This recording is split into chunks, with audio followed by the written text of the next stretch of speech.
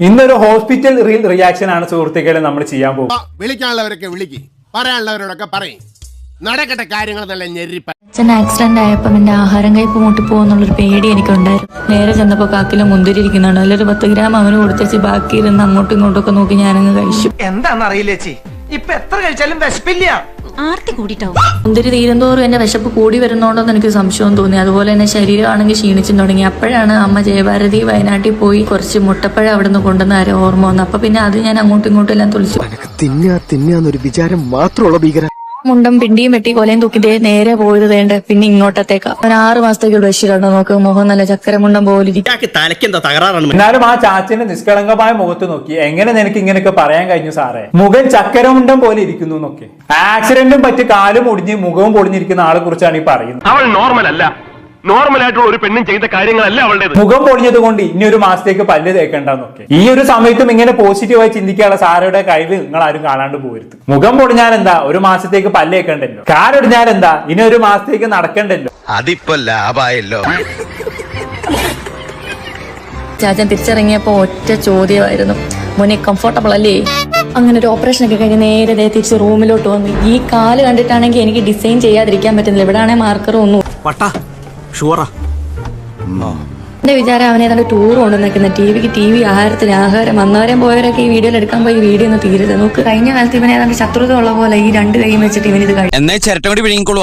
ഈ വഴിയെങ്കിലും കയ്പിനൊക്കെ ഒരു കുറവും. ഇങ്ങനെ ചില കാര്യങ്ങളോടാണ് ഇവൻ നീതി പുലർത്തുന്നത്. കണ്ടോ നോക്ക്, കവർ തന്നെ മാടിച്ച് നത്തി. വിശപ്പ് മാറുന്നില്ലെങ്കിലേ വല്ല കാലിത്തീറ്റയോ പിണ്ണാക്കോ കാടിയോ എന്തെങ്കിലും ഒക്കെ കലക്കിക്കൊണ്ട് കൊടുക്ക.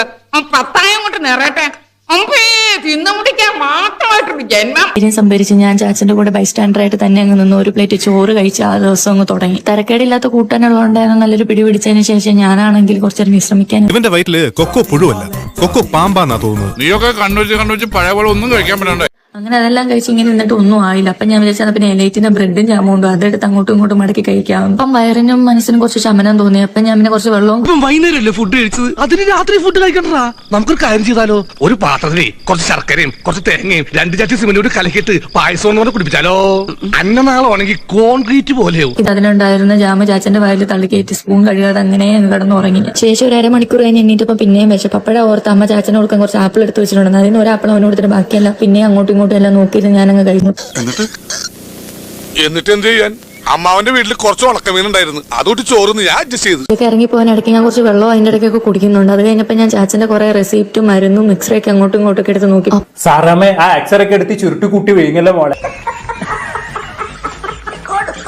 അത് എണ്ണി നോക്കിയപ്പോൾ 8 എന്റെ അളവിൽ. അപ്പൊ ഞാൻ എക്സ്ട്രാ വന്നങ്ങ് കഴിച്ചിട്ട് പിന്നെ ഇരുന്ന് നോക്കിയപ്പോൾ 8 തന്നെ. അപ്പൊ അതിന് നേരെ അപ്പൊ ആദ്യം ഒരെണ്ണം എടുത്ത് ചാച്ചന്റെ വായിൽ വെള്ളം വെച്ചിട്ട് ഞാൻ ബാക്കി ഇരുന്ന് കഴിക്കാൻ തുടങ്ങി. എലിവിഷം വേണ്ട, ഏൽക്കില്ല. നല്ല പന്നിപ്പടക്കം വാങ്ങിക്കുക, ഈ സാധനത്തിന്റെ വായിലിട്ട് പൊട്ടിക്കുക, കൊല്ലുക. പുളി ഉണ്ടായിരുന്നു, എനിക്കത് വിഷയമല്ലെന്ന് ചാച്ചനൊന്നും പറ്റത്തില്ല. പിന്നെ ഇനി എന്ത് ചെയ്യുന്ന ആലോചിച്ചപ്പോൾ അതാണ്ട് ഉപ്പ് ബിസ്ക്കറ്റ് ഇരിക്കുന്നത്. അതിന് ഒരെണ്ണം എടുത്ത് വെച്ചിട്ട് ബാക്കി ഒരെണ്ണം ഞാൻ ചാച്ചന് കൊടുത്തു. അങ്ങനെ ഇന്നത്തെ ദിവസം കഴിഞ്ഞു. ചെലവോട് ചെലവ്, എന്തൊരു കഷ്ടം. ഞാൻ ഒരു പണക്കാരനല്ലായിരുന്നു, ഇപ്പൊ പിച്ചക്കാരനായേനെ. ആ വ്ളോഗ് കണ്ടാണെങ്കിൽ ചാച്ചൻ ഹോസ്പിറ്റലിൽ അഡ്മിറ്റ് ചെയ്തത് തന്നെയാണോ അതോ രണ്ടാളും കൂടി പിക്നിക്കിന് പോയതാണോ എന്ന് സംശയം തോന്നുന്നു. അമ്മാതിരി വ്ളോഗാണ് എടുത്തു വെച്ചേക്ക്. ഇനി ഞാനിവിടെ നിന്ന് ഡയലോഗ് പറഞ്ഞാൽ കരഞ്ഞു പോകും.